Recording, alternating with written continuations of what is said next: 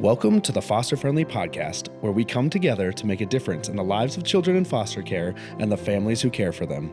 Foster Friendly communities are part of a nationwide movement by America's Kids Belong that helps people from all walks of life take action and help kids and families thrive.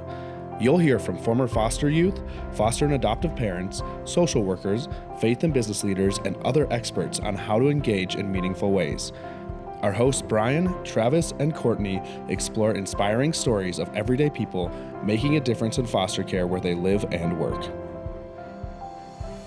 Well, welcome to the pilot episode of the Foster Friendly podcast.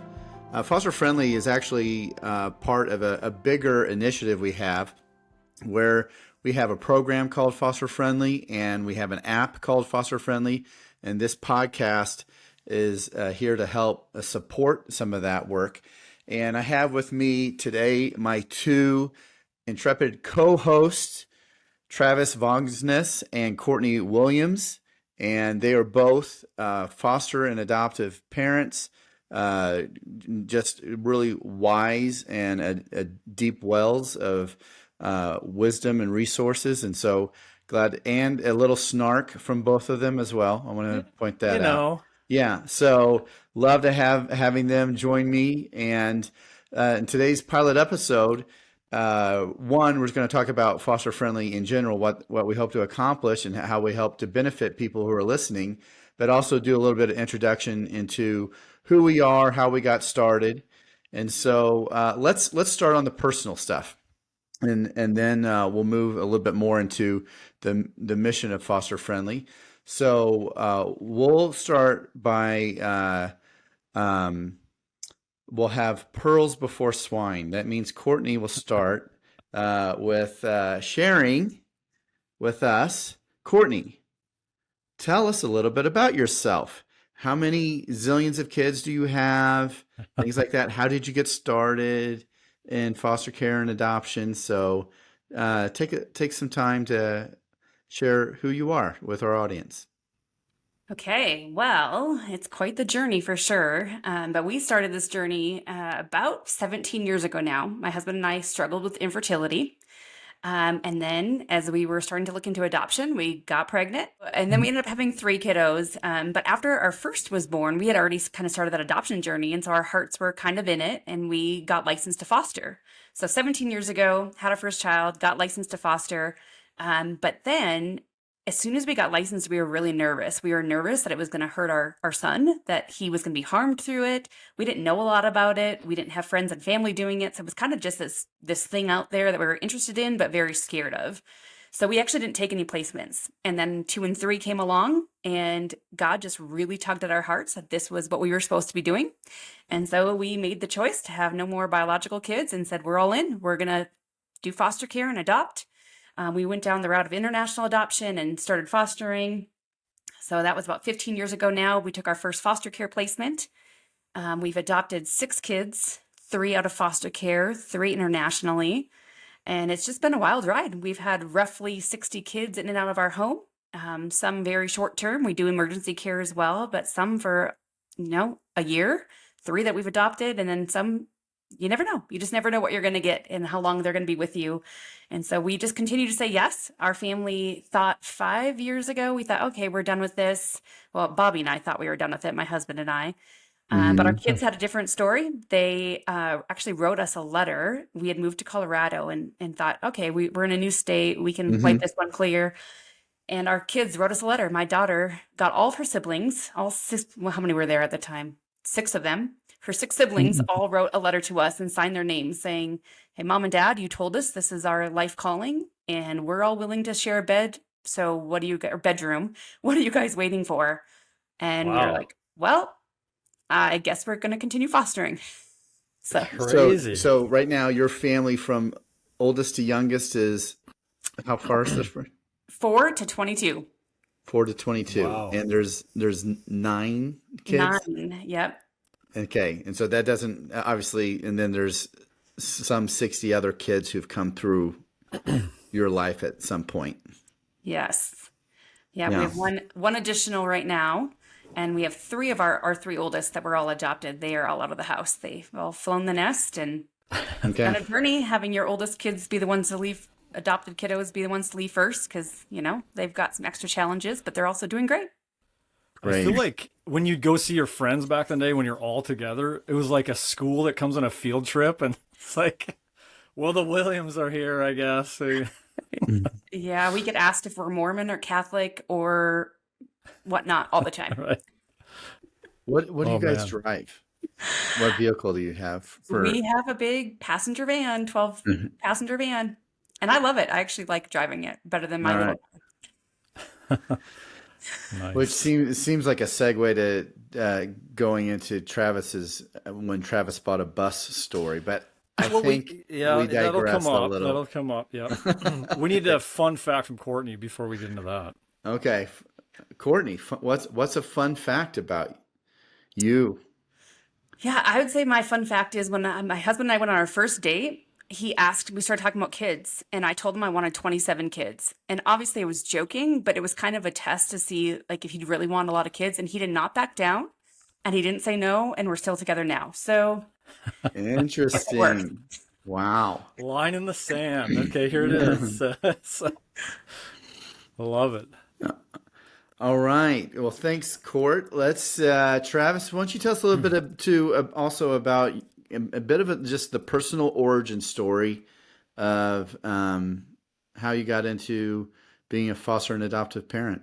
Yeah. So for us, our story goes back to like we were living in St. Louis, Missouri, and I was a caseworker in mental health, and we just had our community there, and just loved St. Louis. But I think we just had a restlessness of just like there just seemed to be more, at least for us, to get involved in somehow. I can't even describe what it was because I knew nothing about foster care, and I was a caseworker working with youth and families, and so that kind of tells me how invisible for a lot of people it really is, because I was sort of in that realm. And anyway, I thought the plan for us was to move down to Charlotte. The rest of my family was in South Carolina, and I thought I'd be like a case, kind of recreate our St. Louis life closer to family.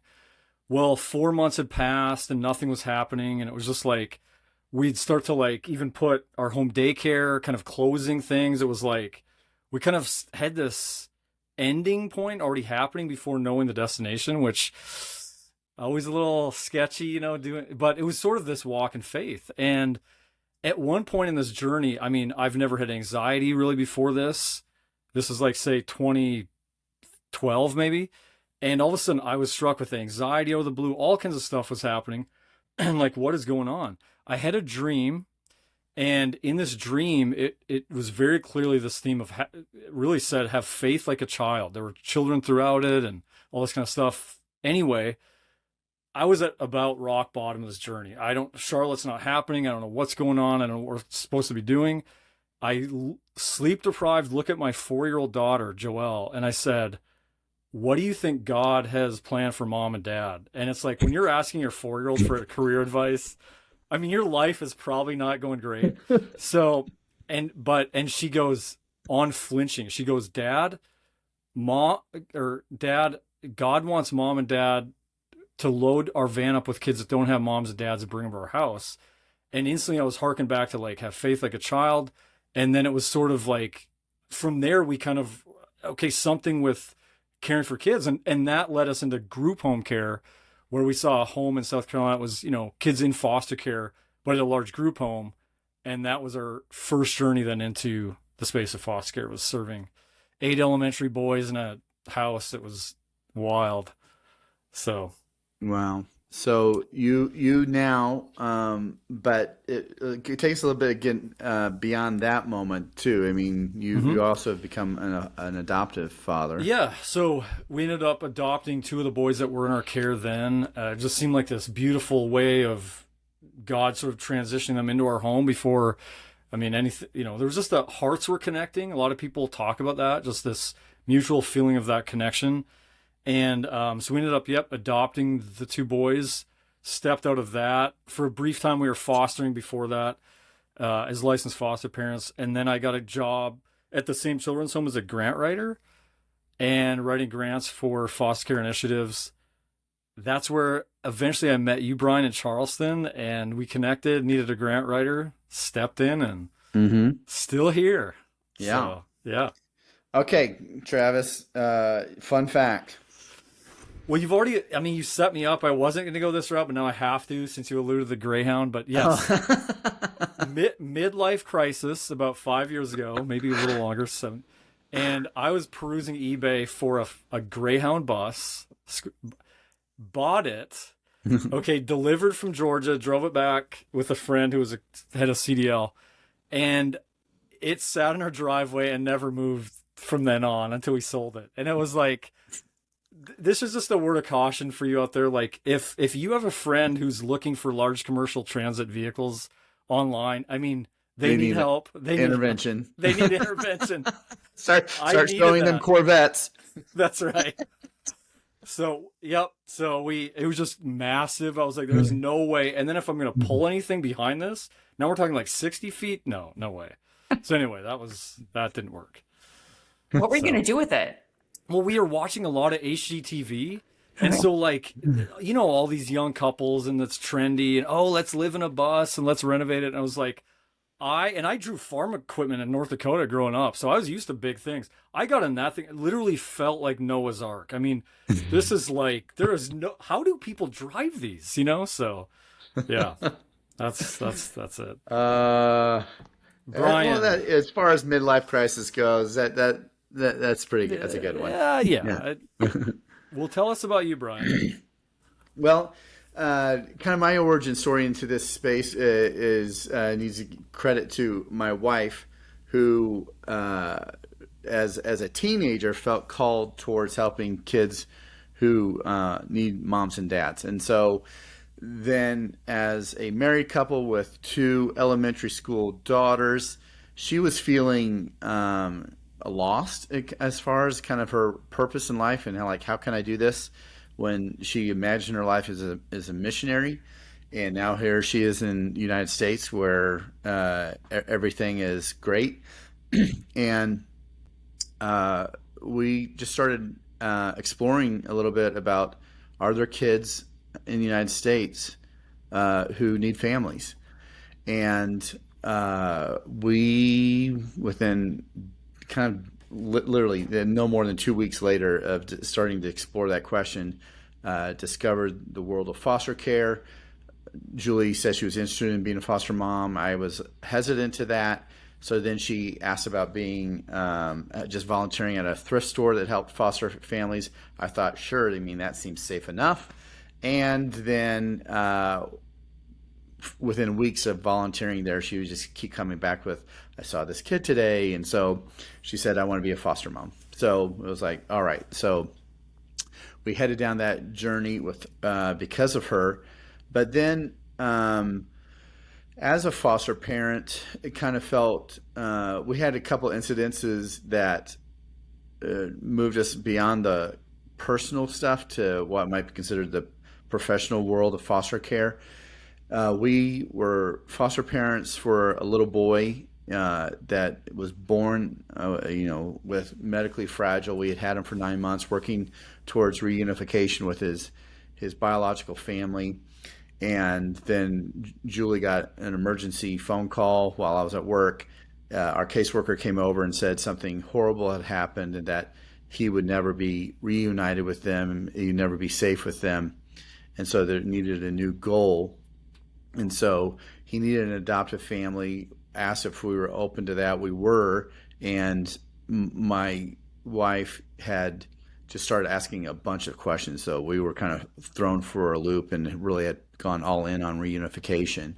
So one of the questions she asked was, what would happen to this little boy if we happened to say no to adopting him? And our caseworker said, oh, he'll be fine. There's a line of people waiting for the babies. I just wish there was a line for all the other kids. And Julie just said, what other kids? And she said, well, there's 800 kids in Colorado. And that was true at that time, who needed permanent families, needed adopting.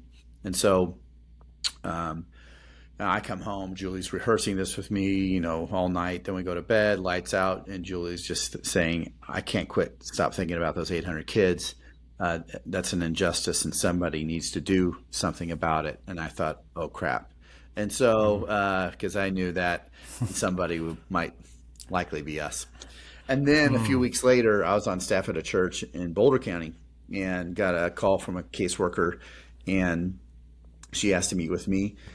So she came over and I met her in the lobby. Her name was Cindy. And first thing she said to me was, thanks for meeting with me. I've been trying to meet with a pastor, meet with a church for three years, and you're the first one to say yes. So I apologize that had been her experience with the pastors and with churches.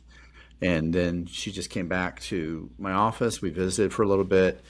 And then she said, Brian, I just came here to tell you one thing. In the 26-year history of child welfare, at that time, in the 26-year history, she said, there's never been one day, not one day in 26 years, where kids weren't waiting for families to take care of them.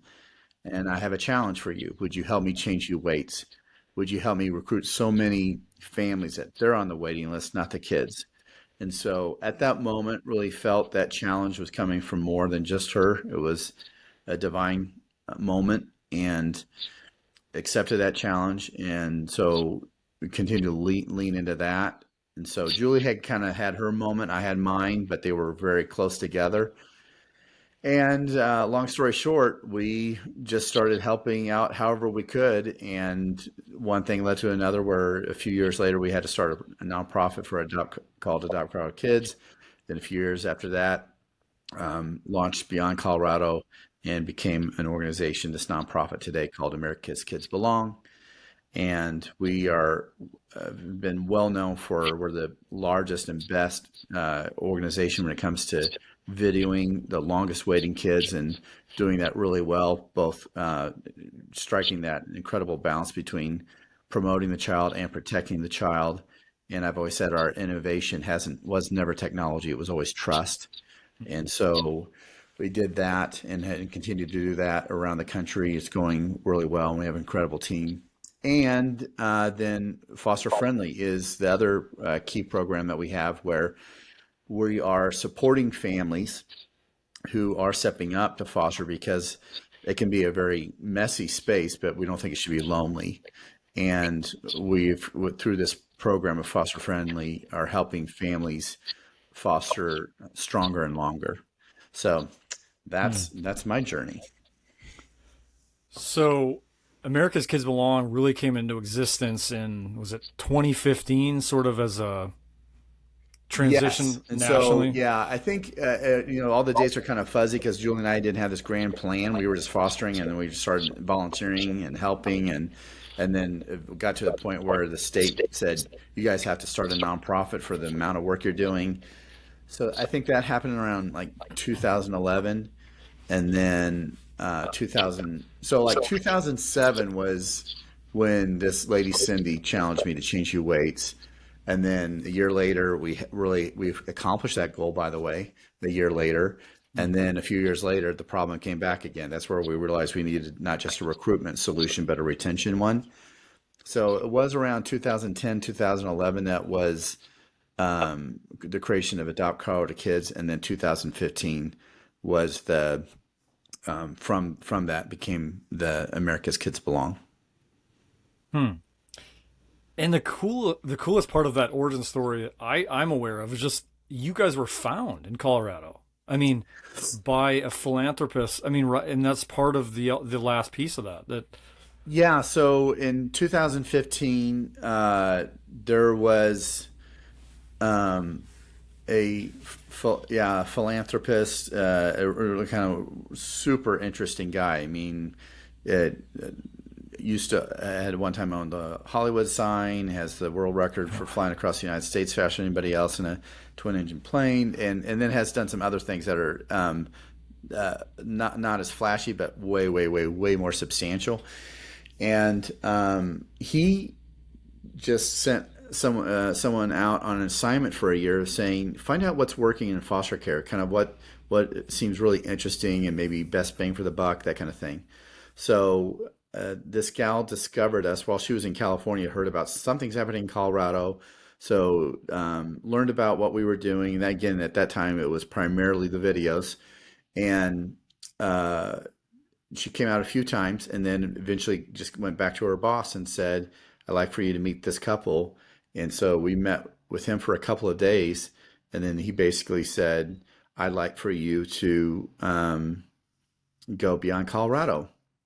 And so, Hmm. Kind of the rest of the story there is we flew back home after a couple of days. So this was like January 9th of 2015. And come home, it's late at night, and Julie, who's been really the primary leader of Adopt Colorado Kids, feels like this call to go beyond Colorado is a call for me to lead. So she says, "Are you going to do this? Are you going to help lead this beyond Colorado?" And I said, "No." And she goes, "Why not?" And she said, and I said, "Because getting kids and families is your thing. It's not my thing." So I slept on the couch that night. Surprise, surprise. And woke up to a text the next day. It said he from someone who had adopted a couple of kids, and this text said, "Brian, I had a dream about you last night. I dreamt that you had died, and we went to your funeral and tried to get in, but had trouble getting in because it was so full of children you had gotten families for." And I was like, that was another oh crap moment. Like, oh no, here we go. God's on my tail. And so it took a few more months for me to get it. That text wasn't enough. And another thing happened that was even more weird than that. Again, it was like, uh-oh. And so, but it wasn't until a few months later where just in a simple conversation I was having with my friend that I realized that this was the right thing to do. And so it's essentially started, it's hard to know when your thing starts, but we kind of call our birthday May 1st of 2015. Mm. Yeah. Love it. So, and then fun fact is, so I've been talking about my wife. My wife is Julie Mavis, and she helped start all this, but she now leads another nonprofit that was a program that we started while we were doing this. And it was, that nonprofit's called Dreammakers, but Dreammakers used to be a program of AKB. And it was inspired because we had videoed a boy named DeAndre who was 17 and a half. That's by the time we got to a chance to recruit for him, but he aged out at 18. And so we were trying to find out how he was doing and where he was. And within like weeks of him aging out, we reached out and child welfare lost track of him, said he's homeless somewhere. And so Dreammakers was this idea of let's let these kids know that, even though they don't have a family, we haven't given up on them. And so as to help them kind of with their next steps with a dream of that's typically either educational or vocational. And so, and then I also have one of my daughters, Elle, is kind of famous in this space online. Her name's Ellie Flowers, and so my fun fact is I'm a grandpa, pawpaw to three of my grandsons are adopted from foster care, and so love them very much. That's incredible too with Ellie. Is Ellie going to be too big for this podcast? Like, would she come on? Talk to her agent or what? I mean, I've got connections, so we'll see. Yeah. So yeah, I'm her dad. So. And Dreammakers also had a national recognition back a few years back.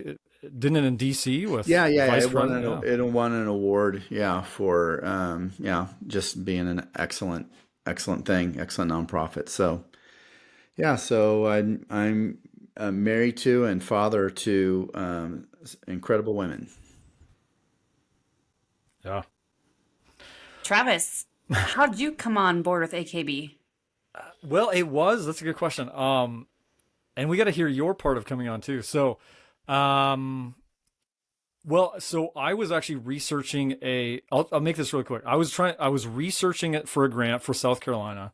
at the time to launch a foster care huge program at this children's home, like a whole program of foster parents and the array of, support and all of that stuff. So it was a big, huge grant. It was like $600,000 grant.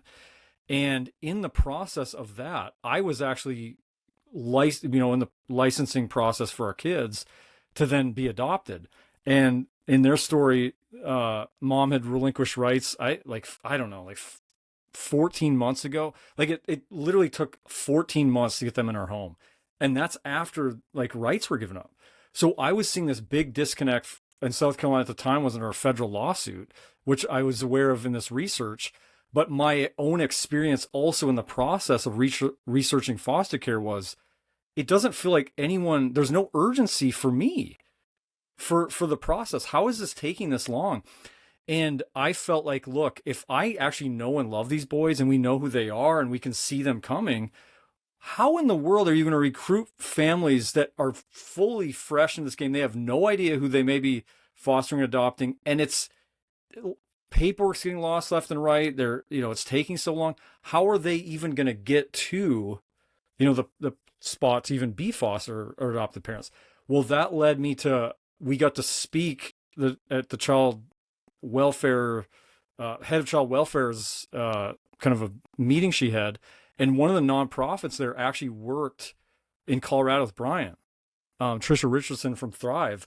And she heard me talk in my experience as a parent and goes, there's a guy and an organization I have to have you meet. And I didn't know her. And she's like, you've got to come to Charleston and meet this guy. And so I'm like, okay, well, God's been doing, I just have to listen. So I go to that thing and there's Brian and I hear about America's Kids. It was unlike anything else I've ever heard. And it was like, oh my gosh, this is such a cool organization and what their vision is.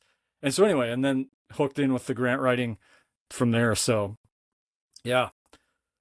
And what about you then in Colorado and all of that, like getting engaged?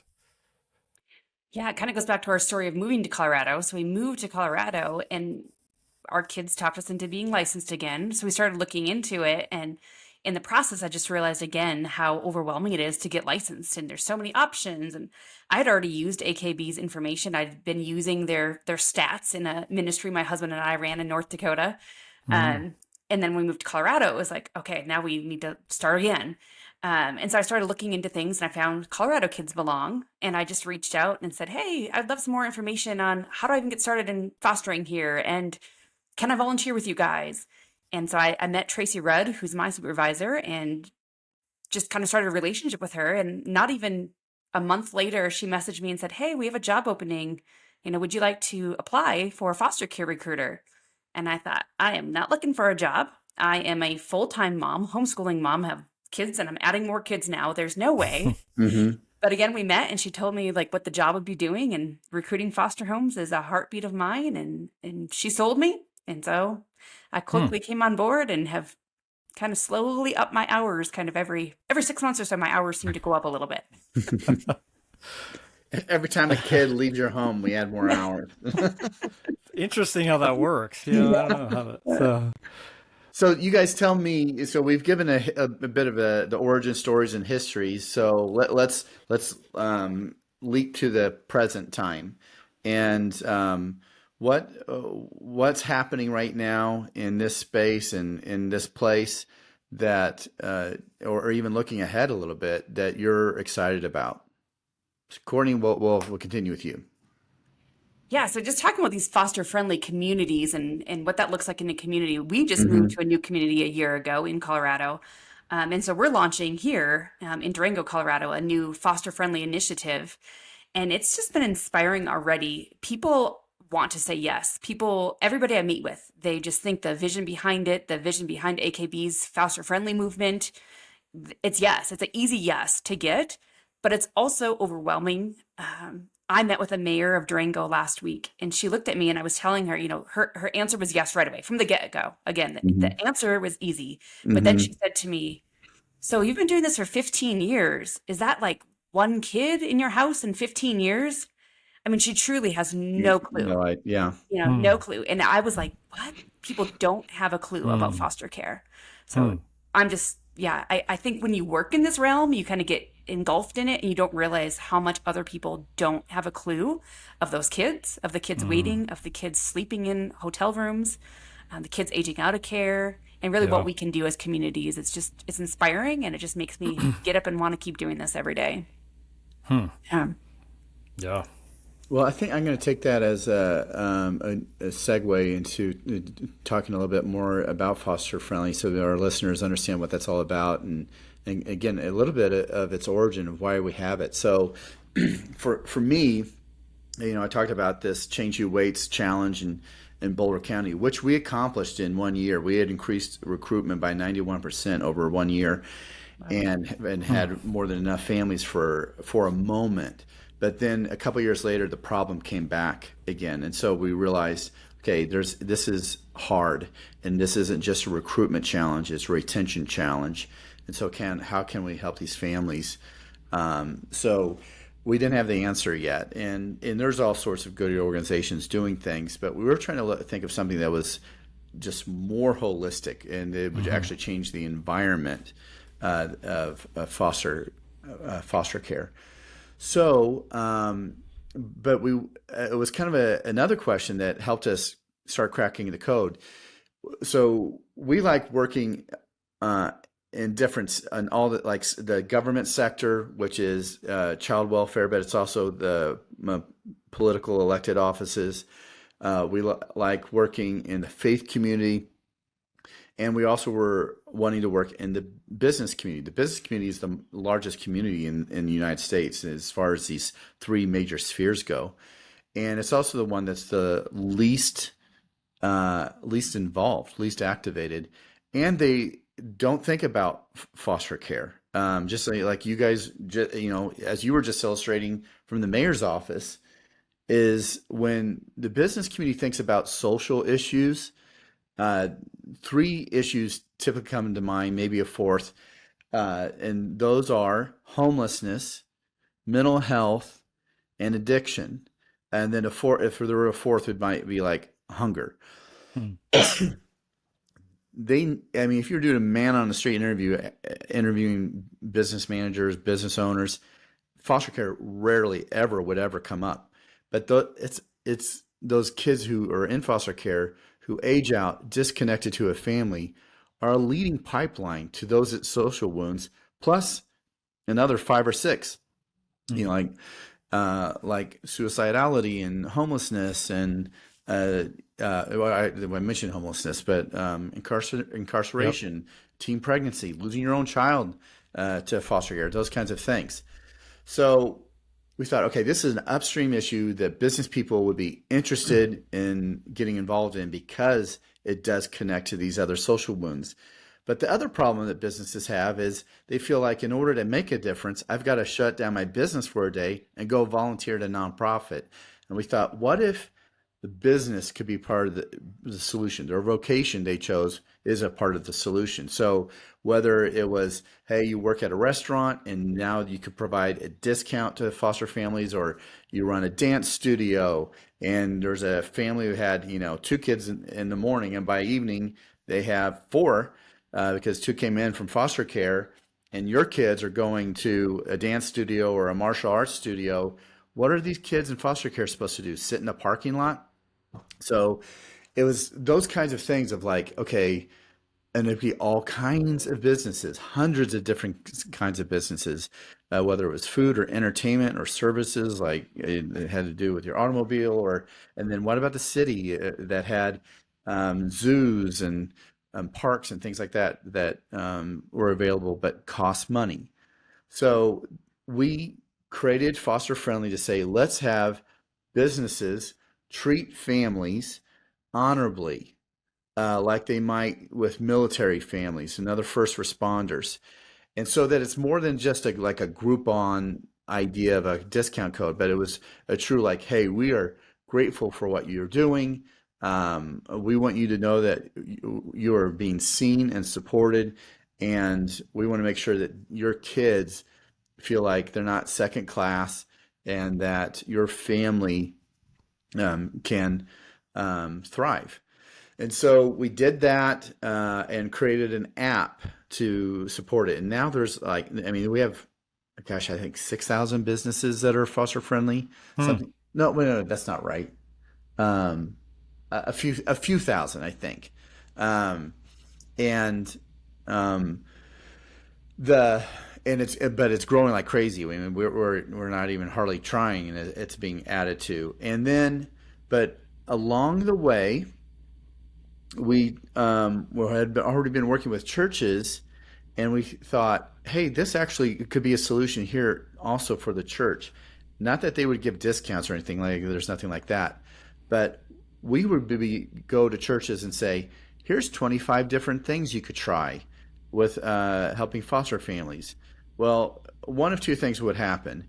They would either be overwhelmed by the choices and do nothing, or a lot of times they would pick a choice that wasn't that helpful, really didn't move the needle. It was transactional and redundant and that kind of thing. So we thought, what would a foster-friendly faith community look like, a church? And we said, let's pick the three most important things. And so, after years of working with churches and a dedicated, informed, personally involved staff, we narrowed it down to one thing was that the children and youth workers were trauma trained, at least to the where they had awareness, they had lenses to recognize trauma when they saw it.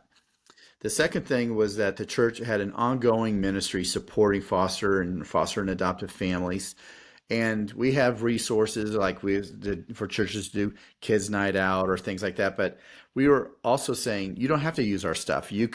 There's a lot of other nonprofits and ministries that do things and you can use their thing. Same with the trauma stuff. We have free trauma resources, but you can use somebody else's stuff. It was very open source, open-handed. And then the third thing is that your church would teach on it once a year in a meaningful and responsible way. And so we kind of left that to be ambiguous so the church could figure out how they wanted to do that.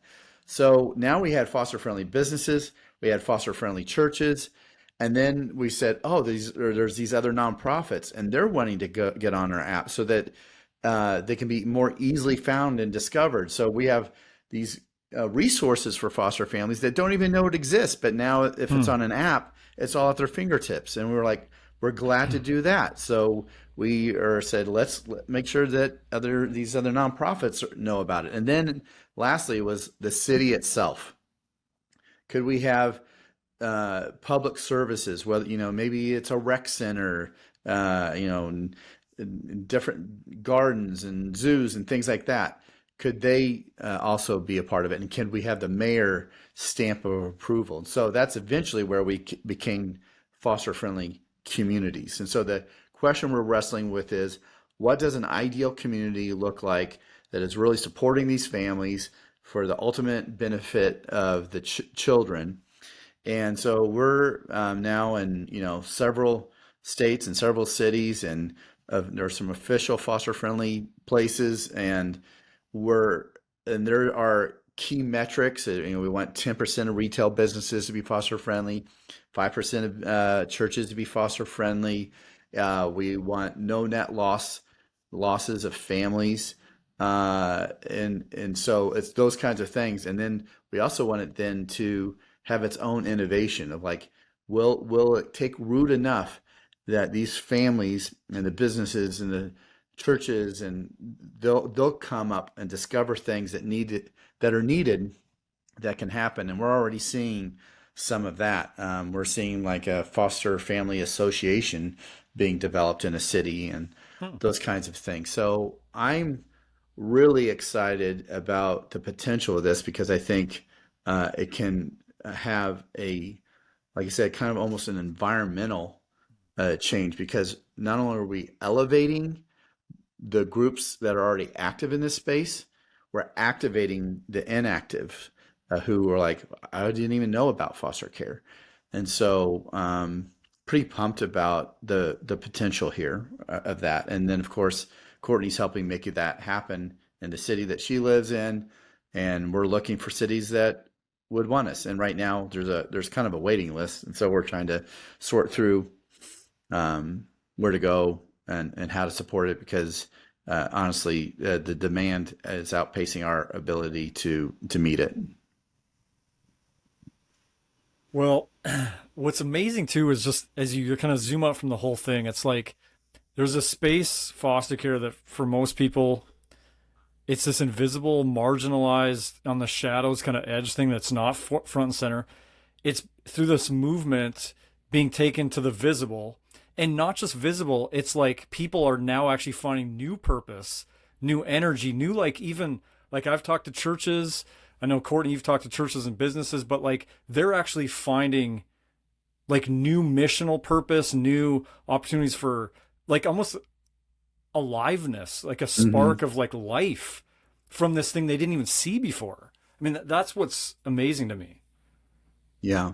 And I'll be honest, at first I was a little leery because I was worried if we go give them this other thing to do, we're not going to get the foster homes that we need.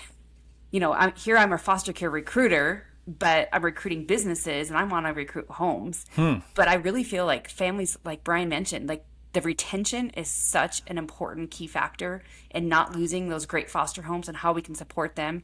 And then I do feel like the more it becomes a community thing, other people hear of it, they see of it. They, like I said, the mayor didn't even know of the need of foster care in our own city. So the more people hear about it, I think it's going to be an easy tool also to recruit the homes that we need. Yeah. I think a lot of people, that first step to be a foster family is just too big of a first step. I mean, that's essentially our story. I mean, Julie was ready, but I wasn't. So to be able to support in other ways, some of those will stay just as in that supportive role, but there'll be a certain percentage will say, I want to open up not just my heart, but my home to these kids. So let's take this, okay, and hopefully what I explained was clear enough, and you guys can sure bring more clarity to it. But let's talk about this podcast and what role it can play in this foster. So we've called this podcast Foster Friendly, and it, in a sense, plays a ancillary or amplifying maybe role to this foster friendly initiative, this program and app. Travis, you're the one who's had the most experience with podcasting. You and your wife do your own podcast. You were kind of the impetus around this foster friendly podcast. Tell a little bit more about this podcast itself and what you hope will come of it. Sure, yeah. So there's a great line by a writer that says, if you can't fix it, feature it. I really think that foster care in the space of what Foster Friendly is doing is this thing that it's just too big. It's too big for any one church, any nonprofit, any family, obviously. So I think this platform and this podcast, Foster Friendly, is this space to feature incredible stories. I think what we want to have is storytelling is universal. There's something about a story that just captivates you and brings you in, explodes your mind with imagination and possibility. And I really think that by bringing in people all the way from foster and adoptive families doing this on the front lines, to businesses that have found their place to support foster families, to faith communities wrapping around and supporting them, to the government, to child welfare workers talking about ways that, even the app has impacted them. I just talked to a child welfare worker in Georgia the app is now part of their training and part of their almost a selling point. Like there's support here. I have on my phone a tangible way to demonstrate. Really? I mean, I didn't know that. Yeah. I just talked to her. So, and we're gonna kind of release a video about that. But yeah, that just shows that, to what you're saying, Brian, this movement is taking flight. And I really think that, as you said, this podcast will be a platform to just tell good stories, and kind of inspiration breeds inspiration, and it crosses sectors and all kind of stuff like that. So that's kind of what I see about this as a storyteller. And do you guys want to add anything else, or what you see or hope to see? Yeah, I also think, Brian, you mentioned how we can't be all over the place, right? I mean, it takes a lot of boots on the ground to get initiatives going, but even just being able to share things like this. I know if somebody shares a podcast with me, I always listen, like, oh, what are they sharing with me? But to be able to be that voice that other people can share and people can hear all around where we can't be every single place, I Yeah. just really think that it's going to take off that way as well to share this need and share the voice of these kiddos that are in a sense voiceless and their needs and the foster family Yeah. needs. Yeah. So, Yeah. I mean, ultimately, we're doing this for the benefit of the kids who are in care. Of course, that happens by supporting the families who are caring for them. And I think there's so many people who, one, don't know about it, and two, feel like, well, I can't foster, so there's nothing I can do. And we're trying to change that to say, no, there is something. And in fact, you might, your business or your whatever you do most of the day could be part of that solution as well. So, Travis, help us land this plane that we're in our pilot episode. See what I did there? Drive this bus to the finish line. I don't know how. Yeah. Where do we end this pilot episode today? Yeah, just I think that we're gonna, like I kind of said already, like we're gonna have just an array of I think just good storytelling and good topics around the space, all the way from people that may know nothing about foster care. They're just, this is a great way to learn. And then to people that know a lot, when they're in the trenches, to go, wow, I didn't know that there's these kinds of supports, or there's this app or these things like that. So I would say really be looking ahead to episodes that I think are going to have a lot of inspiration and education to learn from. And so we'll be posting weekly episodes coming up, kind of looking at, so that you'll be seeing those. I know, Courtney, you want to add anything about, we've got an exciting webinar series coming up as well that'll be this summer and fall. Yeah, just super excited about those. Another way for people to learn, for people to grow wherever they're at, take them to the next step, whether you're already fostering and or you're considering to foster to adopt. Those intro steps will have a webinar series for really anybody and everybody to jump in and learn something and do something. We really want to have action steps as well, whether that is fostering or it is how can you support homes like we've been talking about. So having those action steps to draw people to do something, to be that foster friendly community, whether you have an actual initiative in your area or anywhere you live, we can all do something. Yeah. Well said. Well, I feel obligated to say what all podcast pilots seem to say, but is follow us. And so I'm very much into like action, like take your next step, next small step. And so to paraphrase Mother Teresa, do your next small step with great love. So follow us. Tell you might want to share this with some others. And the way that we're going to be able to help kids is for a lot of us to do small things with great love. So thanks for joining us. Thank you. Thanks. We hope you enjoyed today's episode. If so, will you help us reach more people by subscribing, sharing the podcast with a friend, and leaving a 5-star review? If you've been inspired by what you've heard today and want to learn more of how you can make a difference for kids in foster care and the foster families where you live, visit americaskidsbelong.org. We depend on individual donors to fund our work. We'd be grateful if you would consider joining us as a monthly donor. Visit americaskidsbelong.org to make your tax-deductible donation. Thank you. Together, we can ensure a family for every child in foster care and a foster-friendly community to ensure every foster family feels loved and supported.